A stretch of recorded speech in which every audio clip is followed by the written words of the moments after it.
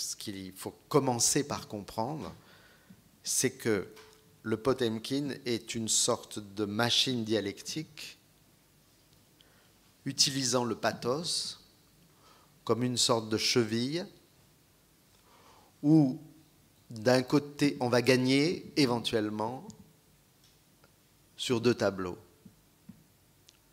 On va gagner sur le plan du poème et on va gagner sur le plan de l'histoire.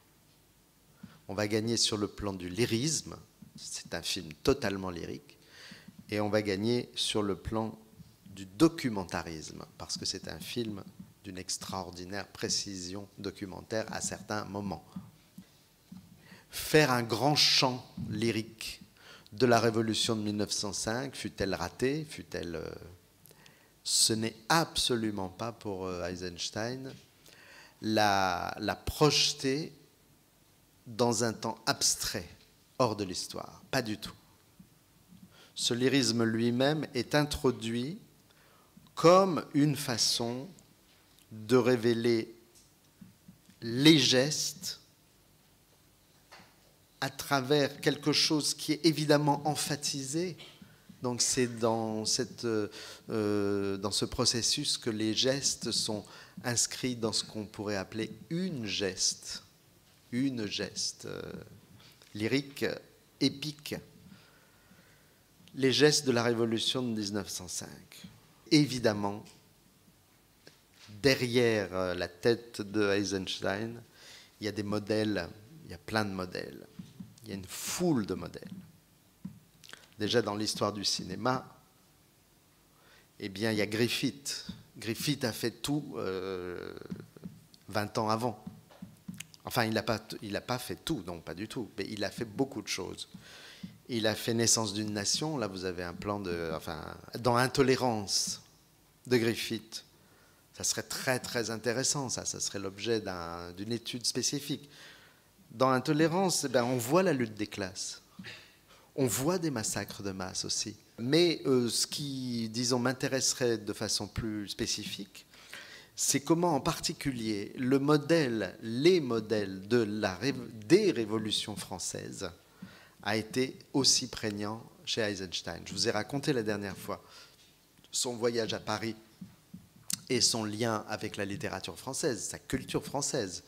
Il lisait Les Misérables dans le texte à 12 ans, quoi. Voilà. Donc, si vous voulez, il y a un plan littéraire qu'il ne faut absolument pas oublier. Il y a le plan de l'histoire du cinéma, bien sûr, mais il y a aussi un plan littéraire. Et comme vous le savez, Eisenstein a très souvent dit sa passion absolue pour Les Misérables de Victor Hugo. Il y a un chapitre dans Les Misérables qui est un chapitre de deuil devenant révolte. Ce chapitre s'intitule « Un enterrement, occasion de renaître ». Magnifique. C'est exactement le propos d'Eisenstein. Et ce chapitre articulait précisément la douleur du deuil avec la colère de tout un peuple pour justement exactement la même chose que pour Vakulinchuk, c'est un mort qui réclame justice. Cette mort fut un deuil.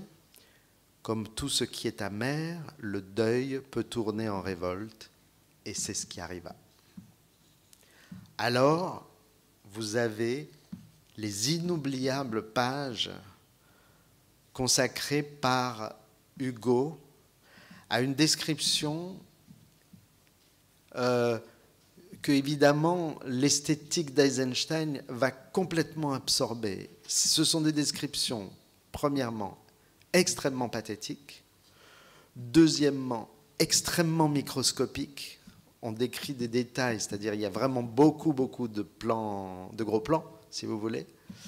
Ce sont en même temps des descriptions extrêmement cosmiques, c'est-à-dire dans le montage des phrases, vous avez ce mouvement qui fait que, bien sûr, pour Victor Hugo, une révolution, ça ressemble à une vague géante.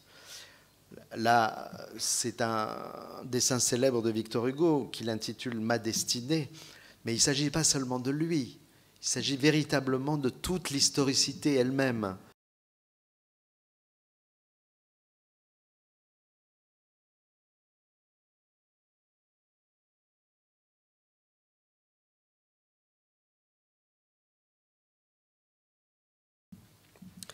Rien n'est plus extraordinaire que le premier fourmillement d'une émeute. Tout éclate partout à la fois. Était-ce prévu? Oui. Était-ce préparé? Non. D'où cela sort-il? Des pavés. D'où cela tombe-t-il? Des nus. Tout ce que nous racontons ici lentement et successivement, là il dit ça un peu plus loin dans la page, se faisait à la fois sur tous les points de la ville, au milieu d'un vaste tumulte, comme une foule d'éclairs dans un seul roulement de tonnerre. Ce qui avait réellement pris la direction de l'émeute, c'était une sorte d'impétuosité inconnue qui était dans l'air. L'insurrection, brusquement, avait bâti les barricades d'une main et de l'autre saisi presque tous les postes de garnison. Il y a, continue Hugo, il y a de l'apocalypse dans la guerre civile. Toutes les brumes de l'inconnu se mêlent à ces flamboiements farouches. Les révolutions sont sphinx, et quiconque a traversé une barricade croit avoir traversé un songe. Sorti d'une barricade, on ne sait plus ce qu'on y a vu. On a été terrible, on l'ignore. On a été entouré d'idées combattantes qui avaient des faces humaines. On a eu la tête dans de la lumière d'avenir. Ah, c'est magnifique ça. Il y avait des cadavres couchés et des fantômes debout. Les heures étaient colossales et semblaient des heures d'éternité. On a vécu dans la mort. Des ombres ont passé. Qu'était-ce? On a vu des mains où il y avait du sang. C'était un assourdissement épouvantable. C'était aussi un affreux silence. Il y avait des bouches ouvertes qui criaient et d'autres bouches ouvertes qui se taisaient. On était dans de la fumée, dans de la nuit peut-être. On croit avoir touché au suintement sinistre des profondeurs inconnues. On regarde quelque chose de rouge qu'on a dans les ongles. Gros plan. On ne se souvient plus. Eisenstein, plus d'une fois, de son côté, a suggéré, même jusqu'à presque la fonder en méthode, il a suggéré une comparaison entre ces images du Potemkin, mais je préférerais dire là ces plans, les plans qui sont brefs, comme vous savez, et des vers poétiques. Il traite les plans comme un poète traite les vers. Traiter les images comme des vers ou les plans. Il est absolument cohérent, significatif, très simple.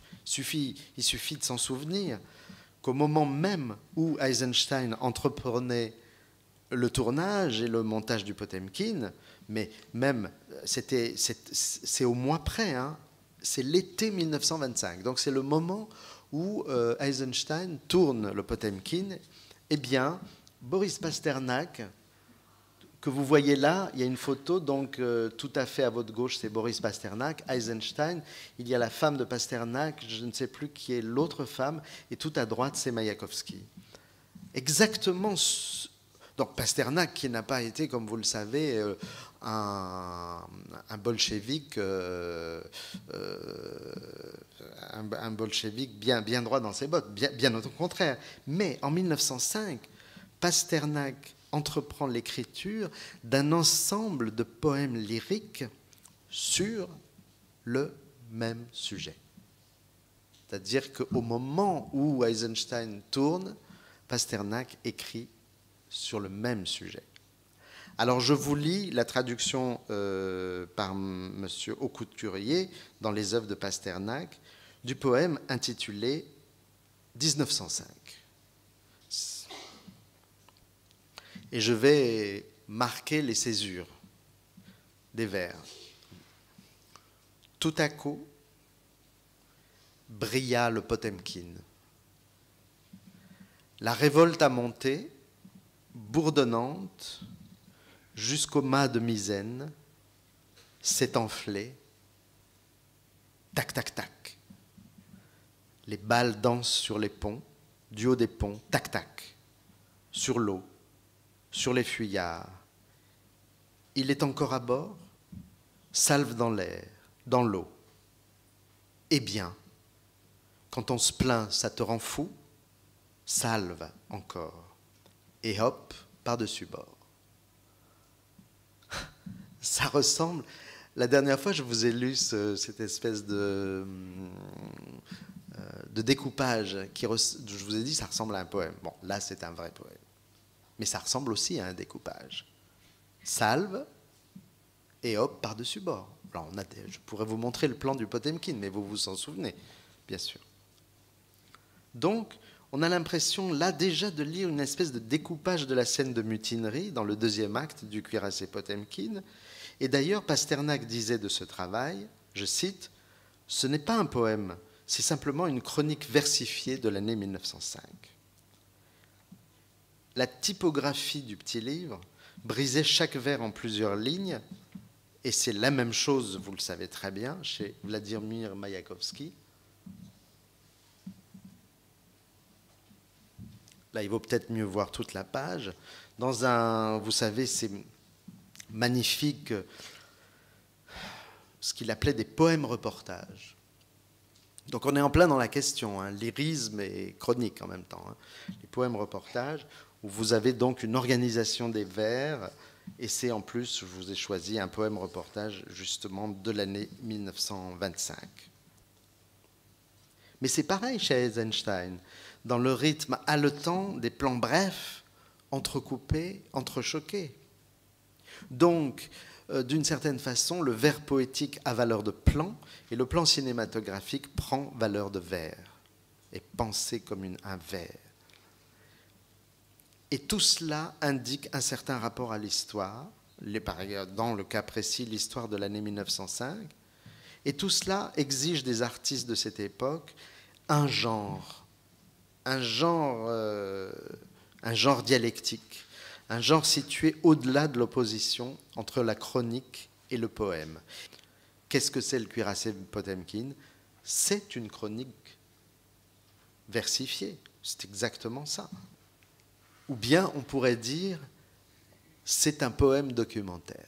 Il y a un témoignage de Maxime Strauch, qui a été l'assistant d'Eisenstein sur le Potemkin. C'était son ami d'enfance. Hein. Ils se sont connus toute leur vie. Et c'est d'ailleurs même lui qui a trouvé Eisenstein mort dans son lit. Donc c'est vraiment l'ami de toute la vie. Hein. Il était acteur également dans le Potemkin.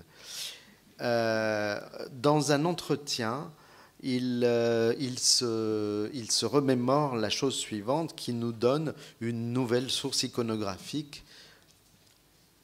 pour l'élaboration du film Le Cuirassé Potemkin. Je cite ce témoignage qui lui-même est cité dans le livre de Moussinac sur Eisenstein. Cherchant une documentation sur la mutinerie à la bibliothèque Lénine, Eisenstein revint un soir en brandissant un exemplaire du magazine français L'Illustration de 1905. Il y a donc en fait 2 numéros successifs de l'Illustration, samedi 15 juillet 1905 et le 22 juillet. Et vous avez donc sur un très grand format, une folio, une sorte de reportage. C'est le Paris Match de l'époque, si vous voulez, tout simplement. Je feuillette pour vous, mais donc ça ressemble à ça. Il y a un article d'un monsieur, il s'appelle Babin, oui, sur la révolte du Potemkin. Ça, c'est le premier article. Voilà, je vous montre la mise en page avec donc des photographies. Ça, c'est le deuxième article, où l'on voit les navires dans le port d'Odessa, Odessa, le cuirassé Potemkin, le vrai, l'escalier Richelieu, qui n'est pas le lieu du massacre, mais qui est, voilà, les dégâts faits par les bombardements, avec de très belles images d'ailleurs, magnifiques. Les mutins, alors les bourgeoises qui regardent la mer au loin depuis le quai,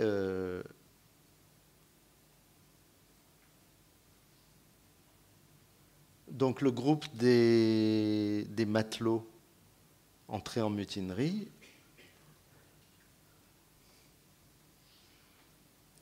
Là, vous commencez de comprendre que Eisenstein a vraiment regardé ça de très près, hein, parce que Gyularovski, l'officier qui tue Vakulinchuk, c'est exactement le même costume, la même moustache, etc. Hein. C'est très, très, très... Voilà une photo de groupe des officiers donc, qui ressemblent exactement à ceux qu'on voit dans le Potemkin. Vous voyez tout à gauche le pop orthodoxe qui ressemble exactement à l'acteur Eisenstein lui a mis une fausse barbe, et même Eisenstein s'est mis lui-même la fausse barbe parce que c'est lui qui fait la cascade, l'acteur ne voulait pas la faire. Mais bon, c'est exactement les mêmes physionomies. Ça, c'est Matyutchenko, une photo très célèbre. Ça, c'est le Potemkin. Voilà. C'est des plans qui sortent du film, ça aussi. Voilà. Et puis, regardons quand même ce qui se passe sur cette double page de l'illustration. Vous avez la scène de lamentation représentée en bonne place dans l'article, avec un très grand nombre d'éléments de la scène filmée. C'est-à-dire, vous avez la petite tente conique, triangulaire, exactement. Vous avez le cadavre de Vakulinchuk avec son cierge allumé et la pancarte sur la poitrine. Vous avez plusieurs vieilles femmes. Bon, vous avez une femme donc, dont on ne voit pas le visage, qui est tout à fait à gauche, en face de lui, mais vous avez deux autres femmes agenouillées. Donc, on est exactement dans la scène en question, telle qu'on la voit chez Eisenstein. L'orateur politique, lui, il lève déjà son bras en signe de protestation et d'appel à la lutte. Il y a une sorte de synthèse là. Voilà, beaucoup d'éléments. C'était pas très facile à photographier, mais vous voyez, on est quand même très très près de la scène. Ah oui, il y a un pop aussi, très intéressant. Il y a les gens du peuple. Il faut rappeler que l'existence même de cet hebdomadaire, l'illustration, nous renseigne sur la manière dont la représentation visuelle de l'histoire, en fait, s'est modifiée depuis le début du XIXe siècle. Là aussi, c'est une histoire passionnante à faire. Comment est-ce qu'on représente les révolutions depuis 1789 ? Ce que je veux vous dire, c'est qu'il y a tout un paysage, même avant Griffith, hein, bien avant Griffith, il y a tout un paysage dans lequel Eisenstein arrive, c'est la façon de représenter les révolutions, et en général les événements historiques, mais en particulier les révolutions. Et maintenant, je vais poser une hypothèse, ou en tout cas vous dire quelque chose de mystérieux, quelque chose qu'on ne peut pas vraiment savoir. Si l'on regarde, enfin, à ma connaissance, je ne sais pas qui a tout lu Eisenstein, mais en tout cas, à ma connaissance, Eisenstein semble ignorer dans ses écrits que le cuirassé Potemkin, en 1925, quand il fait le film, faisait déjà partie, si l'on peut dire, d'une tradition cinématographique. Ça, c'est quand même... Bon, il n'en parle jamais. Donc, la première hypothèse, c'est qu'il n'a jamais rien vu de ça. Mais on peut faire une hypothèse comme ça, agréable. C'est qu'il y a un film qui aurait pu s'appeler Le cuirassé Potemkin et qui est sorti en 1905 en France. Je rappelle que Eisenstein, dans ses mémoires, raconte, je cite, qu'après la révolution de 1905, il était trop dangereux d'aller dans la datcha familiale pour les vacances d'été, et que donc, il va passer l'été en 1906 à Paris, avec sa mère. Il a 8 ans. Il va visiter la capitale mondiale, je dirais, de la culture visuelle. Parce que là, il y a en effet les théâtres, les fantasmagories, les panoramas, les théâtres de cire,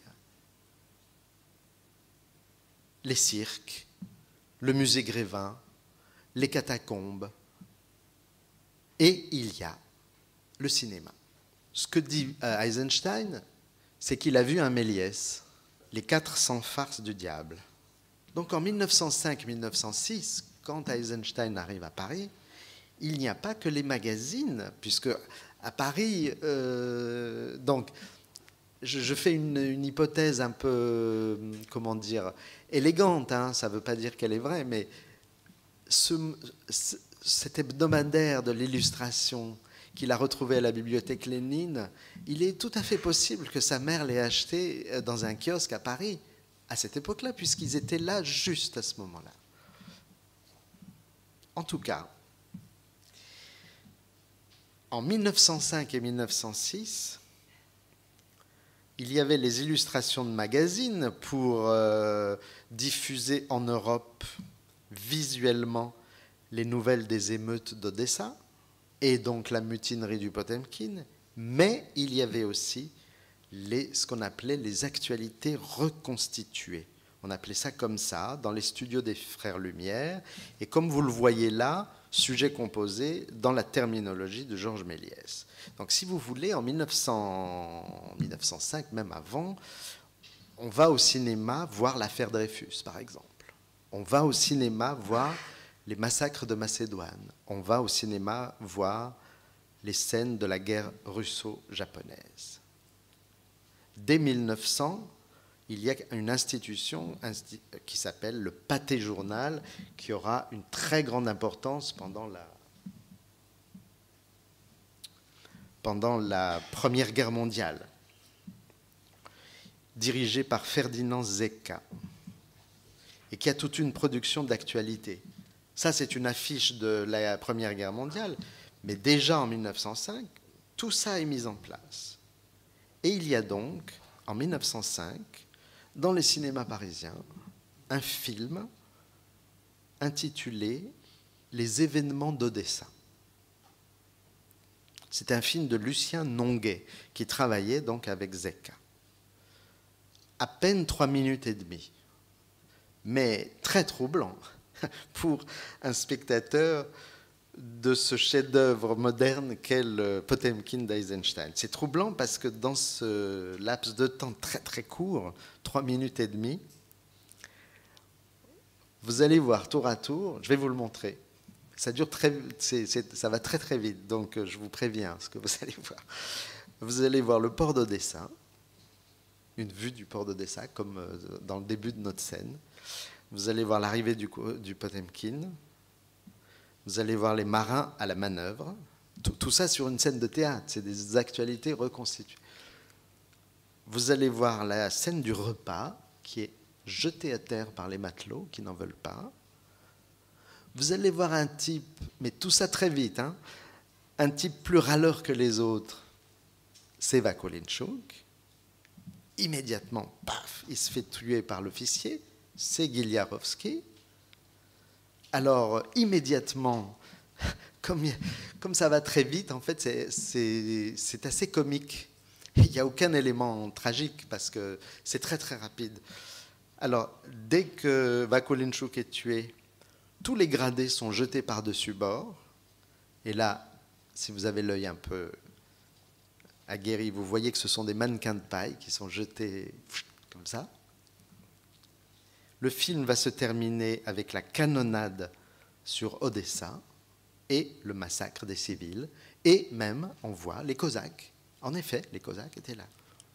Tout y est donc, y compris la scène de lamentation sur le corps de Vakulinchuk, qui montre le passage, mais je répète, ce passage est très rapide, du coup il devient presque comique, le passage des gestes religieux d'agenouillement accablé. Vous voyez, il y a des gens agenouillés devant le corps, vous les voyez à gauche, et ces gestes religieux deviennent des gestes politiques avec les casquettes relevées, l'exaltation révolutionnaire.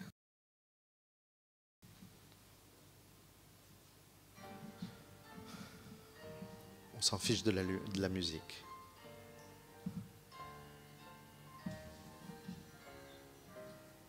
Ça va, vous voyez ? Ouais.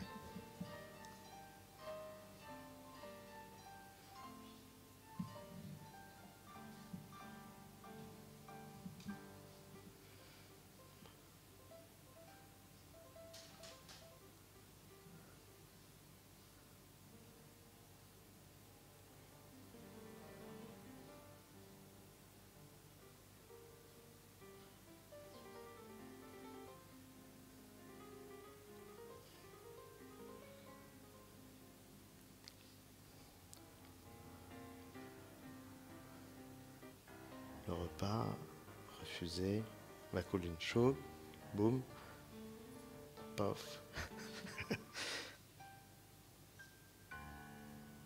Voilà, très vite. Alors, regardez les officiers qui sont jetés. Voilà.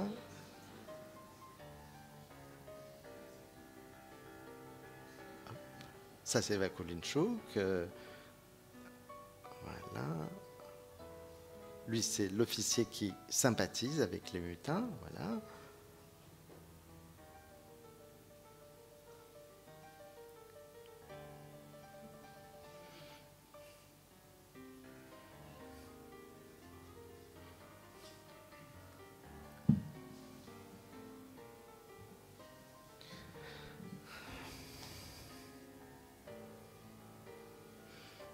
Alors, la scène de lamentation arrive.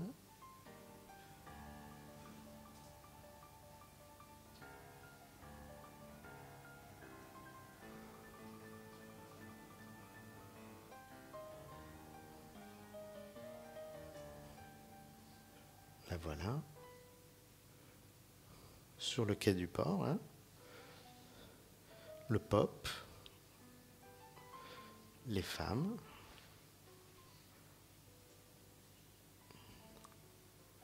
des gestes religieux, on s'agenouille. Et voilà, ça y est, c'est déjà politique. Donc la canonnade, avec des techniques de Méliès. Hein.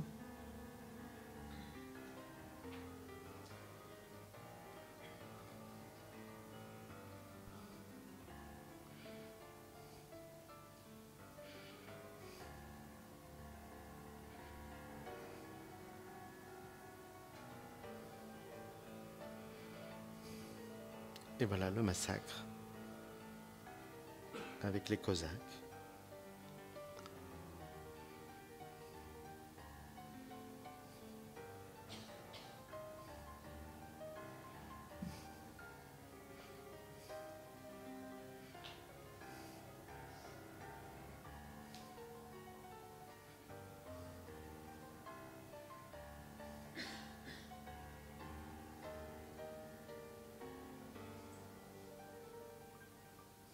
Voilà. Évidemment, il y a tout un monde qui sépare cette scénette filmée que je viens de vous montrer dans un décor peint, mais enfin quand même en 1905. Un monde sépare ça de ce qui va devenir l'épopée lyrique construite par Eisenstein 20 ans plus tard. Mais il est assez significatif que Georges Sadoul, par exemple, l'un des premiers commentateurs du film, peut écrire que le cuirassé Potemkin a été mis en scène dans l'esprit des actualités reconstituées, c'est-à-dire exactement le genre que je viens de vous montrer avec les moyens des années du tout début du XXe siècle. Évidemment, Eisenstein a banni tout ce qui pouvait être directement théâtral, parce que ce qu'on voit de Lucien Longuet, c'est vraiment quelque chose de vraiment évidemment très théâtral. En particulier, il faut savoir cette chose, c'est que Eisenstein a proscrit l'usage du maquillage, par exemple. Les acteurs ne sont pas maquillés dans le Potemkin. Les acteurs n'ont pas de costumes fabriqués pour l'occasion.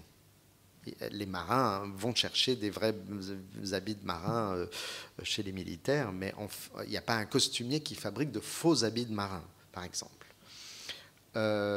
Vous savez aussi que vers la fin du film, Eisenstein a effectivement intégré d'authentiques images d'actualité documentaires, pas reconstituées, des vraies, datant de la Première Guerre mondiale.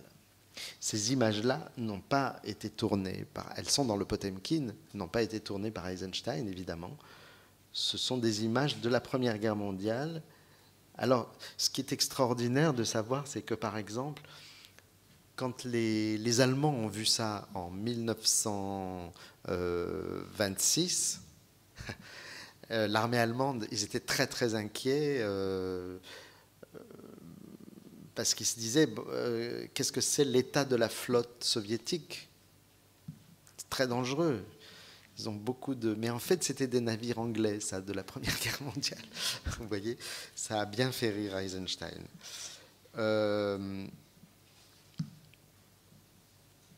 Et alors, ce mélange donc de actualité, mais reconstituée, ce mélange d'éléments documentaires et d'éléments lyriques, on peut admirer ça aujourd'hui, bien sûr. Enfin, moi, c'est mon cas. Mais il faut dire que dans la fortune critique du film, c'est un élément de polémique très intense. Donc, le film de Eisenstein ne pouvait pas satisfaire des poètes, les vrais poètes métaphysiques. Je veux dire, un disciple de Andrei Bieli ne pouvait pas aimer le Potemkin. Mais un disciple de Dziga Vertov, pas plus.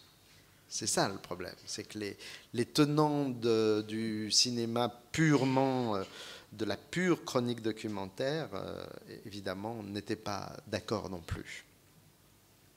D'où polémique, notamment, je reviendrai là-dessus, entre Eisenstein et Dziga Vertov. Il y a pas mal d'historiens qui ont voulu en remontrer à Eisenstein sur le plan de l'histoire. C'est-à-dire de dire tout ce que Eisenstein avait commis comme erreur historique. En particulier, cet auteur anglais, le livre, l'édition originale est sortie en 1960, Richard Hoof, qui a eu beau jeu de souligner tout ce qui, dans les événements d'Odessa, contrevenait à la vision construite par Eisenstein dans son film. Donc, bien sûr, c'est ce qu'on dit toujours, hein, le Potemkin, c'est un film de propagande qui a pris donc une valeur de légende, mais en fait, voilà, comment est-ce qu'on emploie le mot légende? Moi, j'aimerais plutôt entendre le mot légende dans un sens... comment lire l'histoire.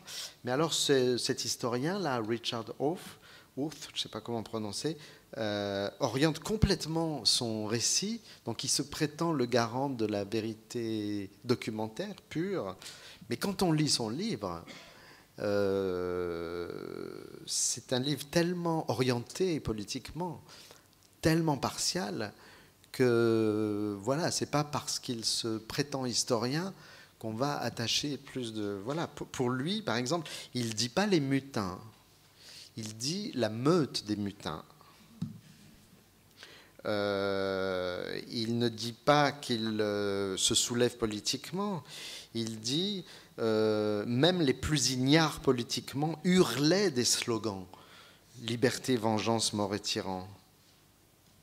Les rues Richelieu et Preobrazhensky étaient engorgées de foules hurlantes.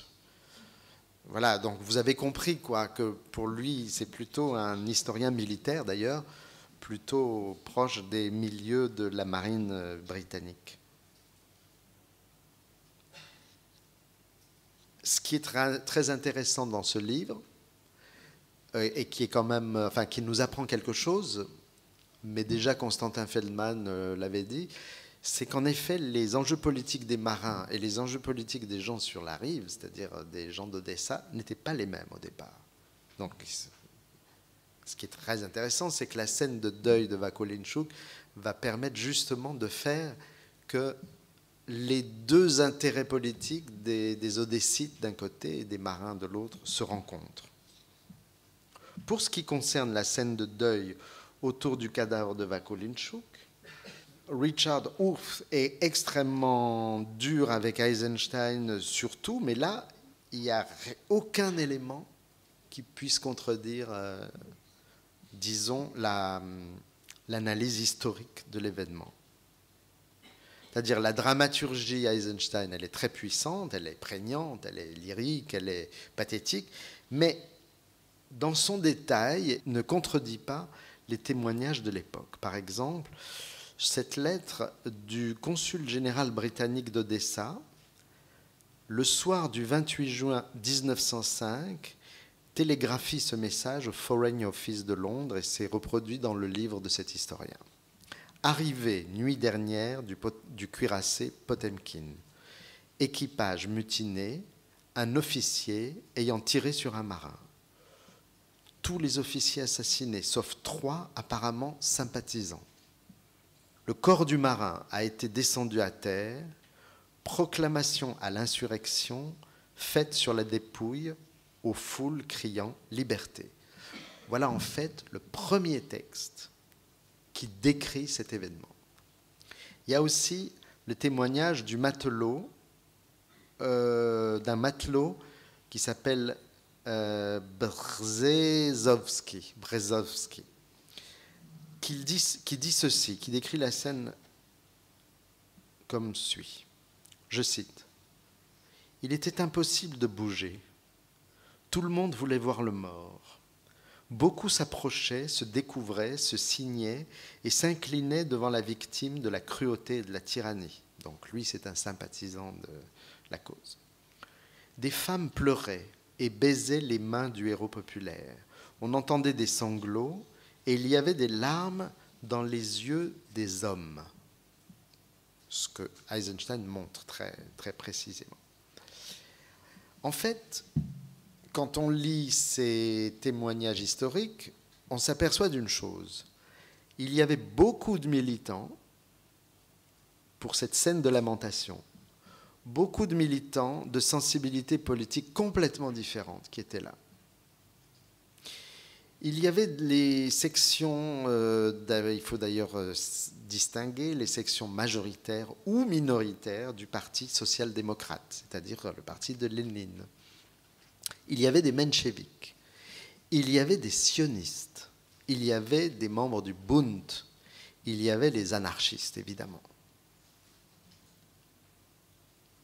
Et Eisenstein va réduire à 3, mais 3 c'est déjà beaucoup. Dans toute cette foule pendant la scène de lamentation, on ne s'en rend pas compte quand on la voit la première fois. Il y a 3 discours politiques différents qui sont tenus.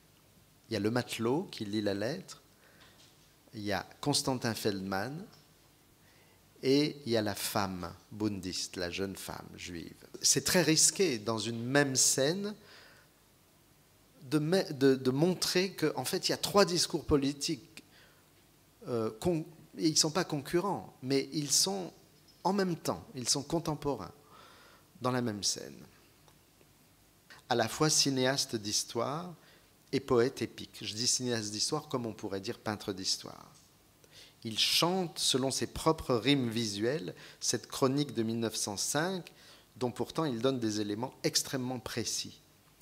Il transforme ses propres incohérences devant les faits historiques en une sorte de puissance poétique de narration, et c'est plus tard ce qu'il va aussi faire dans Octobre, tel que François Albera, par exemple, a très bien analysé. Qu'est-ce qui est vrai, qu'est-ce qui est faux, qu'est-ce qui est poétisé, etc. dans Octobre. Donc, c'est vrai qu'il transforme l'histoire en légende, à condition de peut-être d'entendre par légende ici une sorte d'effet de lecture historique par image interposée, c'est-à-dire par expérience ou par expérimentation visuelle construite à l'intérieur d'un processus d'interprétation de l'histoire. Je cite quelqu'un que je n'ai pas encore du tout cité, qui a eu un rôle très important dans les études sur les rapports entre cinéma et histoire, bien que ces textes, quelquefois, ne sont pas d'une grande précision, c'est Marc Ferraud. Marc Ferraud a écrit plusieurs petits textes très courts sur le cuirassé Potemkin. Dans l'un de ceux-ci, qui s'intitule « Le paradoxe du cuirassé Potemkin », il écrit « C'est la forme artistique de l'histoire H majuscule expérimentale ». Donc pour Ferraud, Eisenstein pratique une sorte d'histoire, mais au sens comme Claude Bernard pratiquerait la médecine expérimentale.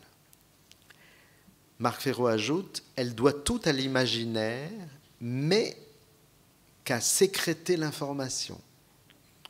Là se génère le paradoxe du cuirassé Potemkin. Mais ce n'est pas un paradoxe, c'est plutôt, à mon avis, une dialectique. C'est quelque chose qui va très bien ensemble.